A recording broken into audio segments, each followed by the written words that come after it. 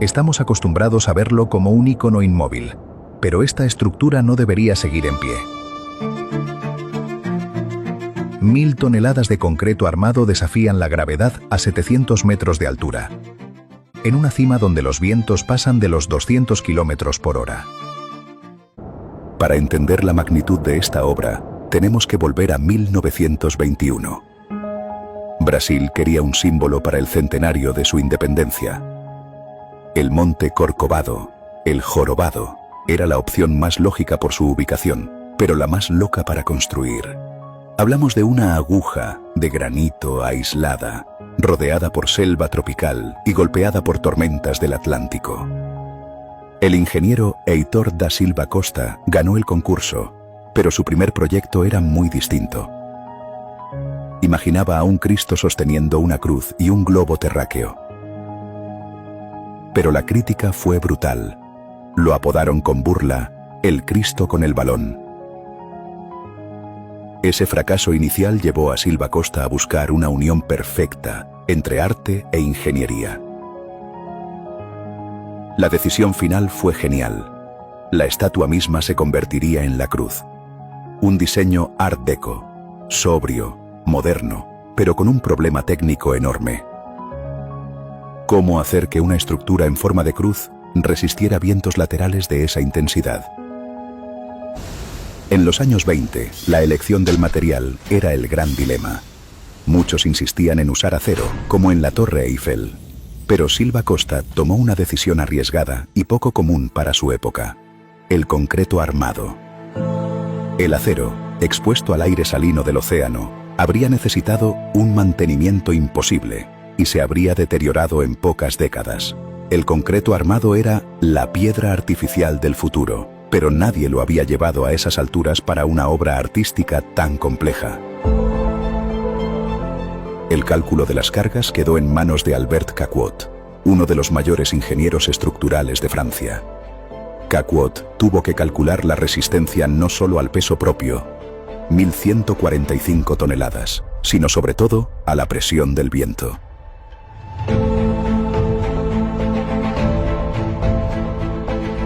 Los brazos extendidos del Cristo funcionan como una vela inmensa. En caso de huracán, la presión sobre la estructura llega a cientos de kilos por metro cuadrado. El concreto armado daba la rigidez necesaria, pero traía otro reto. ¿Cómo lograr que el colado del concreto fuera uniforme y sin burbujas de aire a 700 metros de altura, donde el clima cambia cada 10 minutos? Mientras en Brasil se estudiaba la roca, en París iba tomando forma el alma estética. Silva Costa entendió que, para darle dignidad al concreto, hacía falta la mano de un gran artista. Eligió a Paul Landowski. Landowski no trabajó en el Corcovado, sino en su estudio de Boulogne-Billancourt. Landowski hizo modelos de yeso de la cabeza y de las manos a escala real. La cabeza mide 3 metros con 75 centímetros y cada mano 3 metros con 20.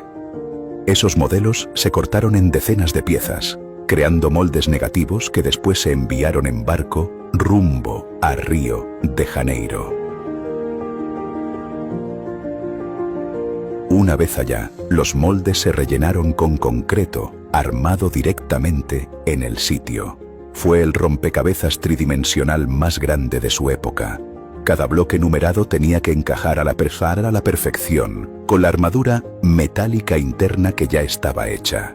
Un error de pocos milímetros en la base habría provocado un desalineamiento de metros en la parte más alta. Imaginen la obra en 1926. No había carreteras pavimentadas que llegaran hasta la cima.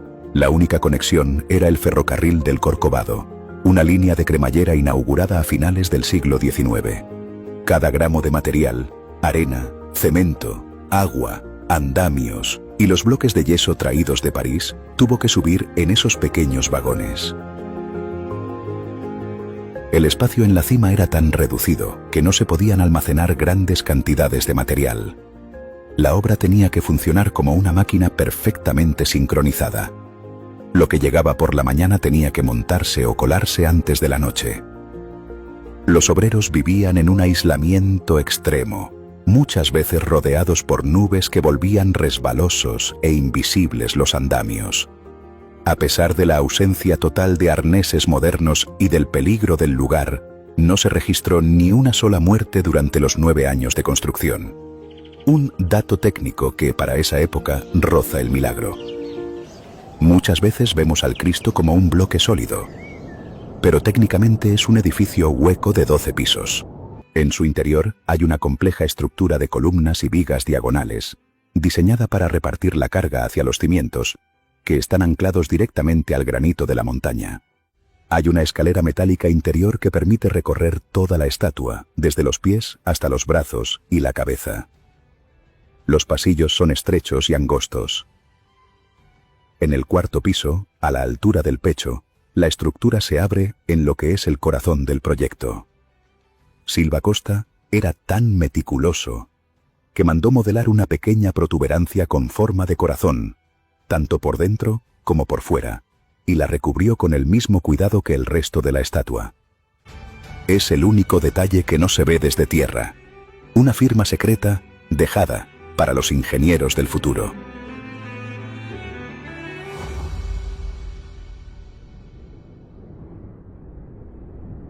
El concreto armado es resistente, pero también es poroso, y con el tiempo se agrieta por los cambios de temperatura.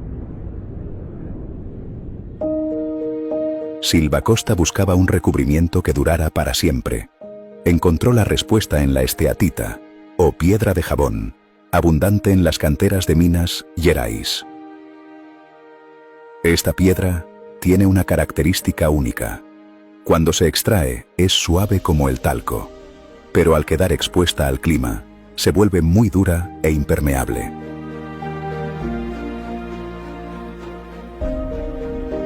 Pero, ¿cómo cubrir una superficie tan curva y compleja?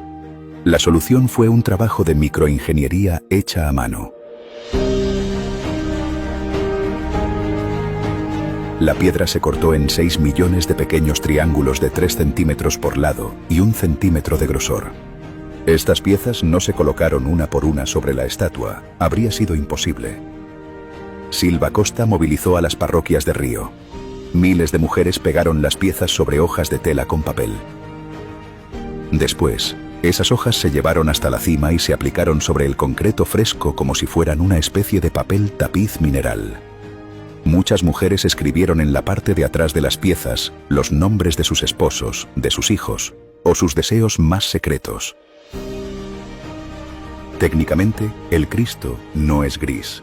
Es una piel hecha de millones de fragmentos de piedra que reflejan la luz de forma distinta a cada hora del día, mientras protegen la armadura de acero interior de la humedad mortal de la selva. Ser la estructura más alta sobre una cima aislada significa ser un blanco constante para los rayos. Durante la temporada de lluvias, el Corcovado es el epicentro de descargas eléctricas violentísimas.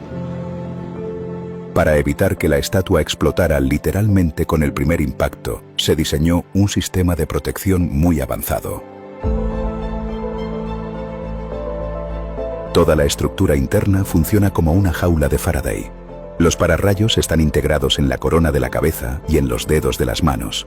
El sistema descarga la electricidad por la armadura metálica hasta llevarla a los cimientos, anclados en el granito.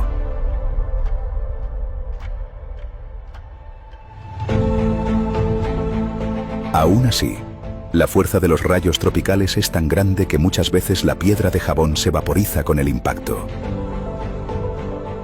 En 2014, un rayo especialmente fuerte destruyó el pulgar derecho. La reparación técnica pone la piel de gallina. Obreros especializados, que también son escaladores profesionales, tienen que bajar con cuerdas desde la cabeza de la estatua, caminar por los brazos extendidos sobre el vacío y reconstruir la punta del dedo con piedra de jabón, de la misma cantera original de 1930, guardada especialmente para las restauraciones.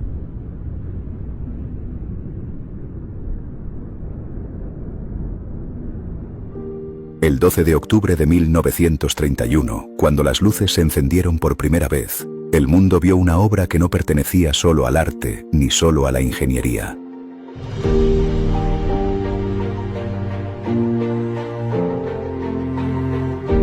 El Cristo Redentor es una victoria frente al viento, la altura y el paso del tiempo. Es un coloso de 1000 toneladas que parece ligero como una pluma gracias a sus líneas Art Deco y a la precisión milimétrica de sus ensamblajes. No es solo un monumento, es el resultado de 9 años de cálculos extremos, de millones de piedras pegadas a mano y de una visión que convirtió una cumbre inaccesible en un ícono global.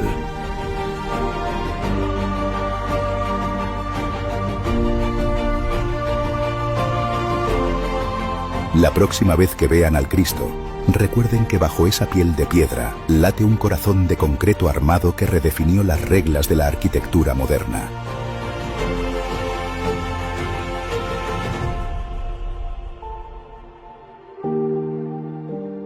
La ingeniería no es solo números, también es el valor de atreverse a soñar en vertical.